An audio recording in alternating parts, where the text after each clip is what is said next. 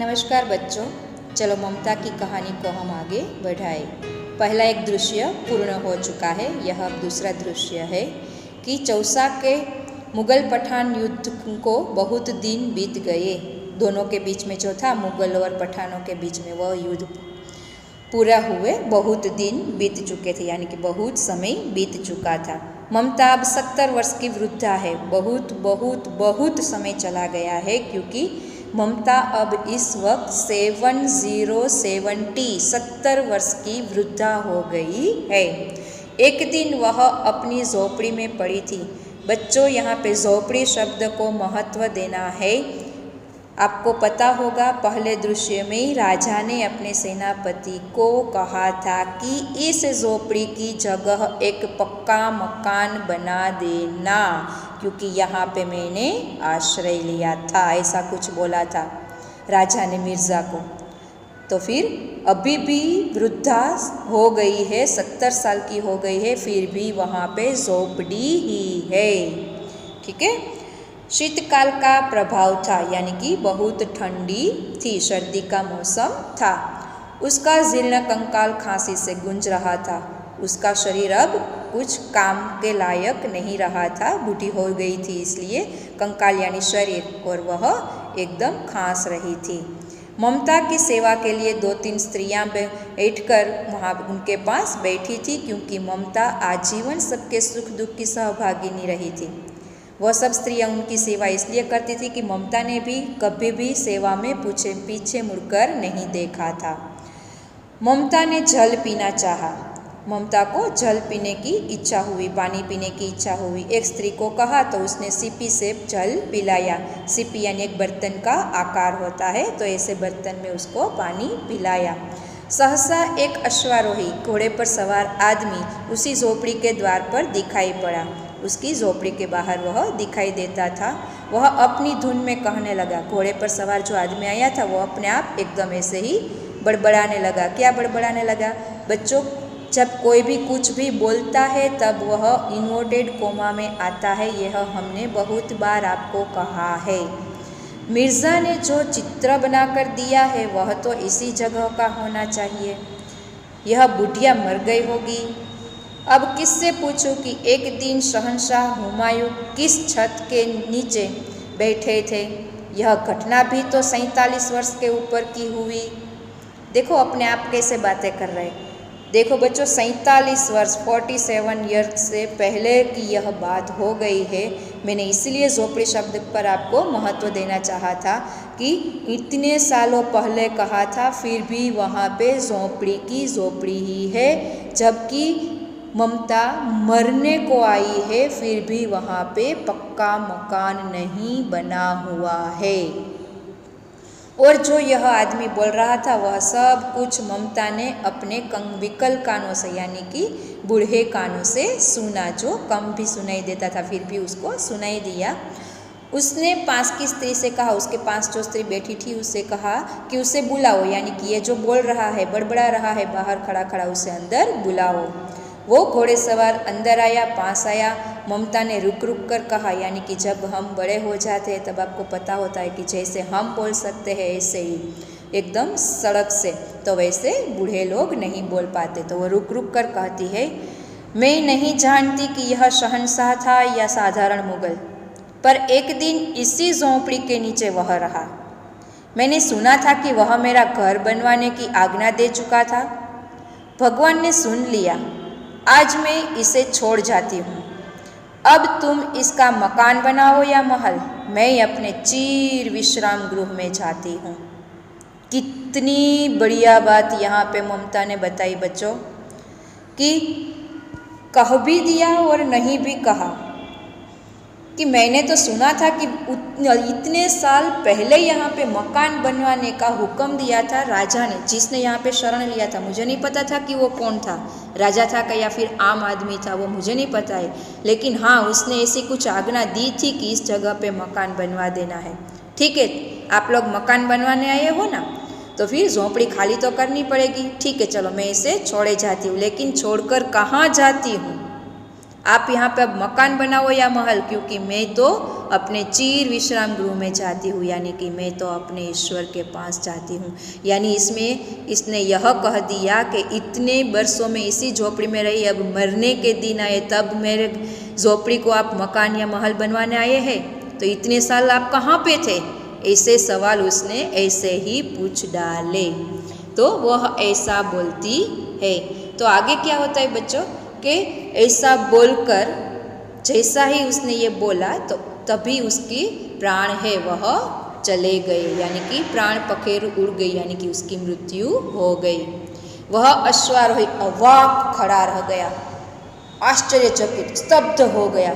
उसने कहा कि ओह, यह सब क्या हो गया? उसे यह लगने लगा। वहाँ एक अष्टाकोण मंदिर बना और उस पर शिलालेख लगाया गया। फिर अब न मकान बना न महल बना, तीसरा ही बना अष्टाकोण, यानी कि 8 कोने वाला ऐसा एक मंदिर बना और उसमें एक शिलालेख यानी कि पत्थर पर लिखा हुआ लेख लगाया था। उसमें क्या लिखा था बच्चों? यह पाठ का हार्द है। 7 देश के नरेश हुमायूं ने एक दिन यहाँ विश्राम किया था। उनके पुत्र अकबर ने उनकी स्मृति में यह विशाल गगनचुंबी मंदिर बनवाया, पर उसमें ममता का कहीं नाम न था। किन कारण वहाँ पे वह रहा था, किन कारण वहाँ पे झोपड़ी थी, किन कारण वहाँ पे मकान बनवाना था, किन कारणों मकान नहीं बना और किन कारणों मंदिर बना। तो यह है इतिहास बच्चों। जो सही इतिहास होता है वह सभी हमें मालूम पड़ता ही है, ऐसा नहीं होता है। अब तो जो भी शिलालेख पढ़ेगा उसे तो यही सच्चाई लगेगी कि यहाँ पे ये ठहरा था इसलिए मंदिर बनवाया उसके पुत्र ने, लेकिन उसके पीछे की हकीकत क्या है यह सभी को पता नहीं चलती है। यानी कि सभी इतिहास सच्चे ही होते हैं ऐसा हम कभी नहीं कह सकते। तो यहाँ पे जो सचमुच काम करता है वहाँ पे किसी का नामो निशान नहीं होता और सिर्फ नाम के लिए सब कुछ करते हैं, उनका ही सब जगह नाम होता है। ऐसा कुछ इसमें से प्रतीत होता है। तो बच्चों यहाँ पे ममता की कहानी पूर्ण होती है और साथ में हमारा हिंदी का यह कार्य यानी कि ये जो कोर्स है हमारा वो भी पूर्ण होता है। तो इस कहानी को हमने समझा। अब क्लास वर्क में यह शब्दार्थ लिखने हैं हमें, उनके बाद यह अभ्यास के प्रश्नों है वो भी हमें लिखने हैं और इसके बाद जो दिया गया है स्वाध्याय वह भी हमें लिखने हैं। स्वाध्याय में बच्चों प्रश्न नंबर 2 देखो, काल बदल कर फिर से लिखना है जो बहुत ही आसान है कि तेनालीरामन के बारे में अनेक कहानियाँ प्रचलित है। तो है यानी वर्तमान काल है, तो इसे हमें भूतकाल बनाना है कि तेनालीरामन के बारे में अनेक कहानियाँ प्रचलित थी। ठीक है, तो ऐसे पहले जो वाक्य है वह है वैसा ही लिखना है, बाद में उसका काल परिवर्तन करके लिखना है, ऐसा हमें लिखना है। उसके बाद शब्दों के अर्थ देखकर वाक्य में प्रयोग। ये सभी शब्दों के अर्थ आपको शब्द समझूती में से मिल जाएंगे। उसके शब्द के अर्थ लिखने हैं, बाद में जो यह शब्द दिया गया है यानी कि दुहिता, वेदना, उत्कोच, वो सब उनके ऊपर आपको वाक्य बनाने हैं। ठीक है, अब चौथा प्रश्न है बच्चों कि नीचे लिखी कहानी एक वचन में है, इसे बहुवचन में लिखकर उच्च स्वर में पढ़िए।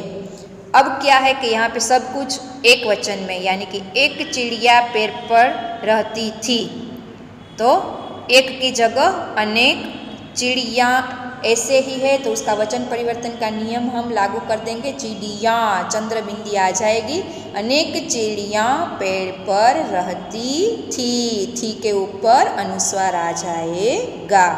तो इस तरह से हमें पूरा पैराग्राफ है, परिच्छेद है, उसे हमें बहुवचन में परिवर्तित करके लिखना है।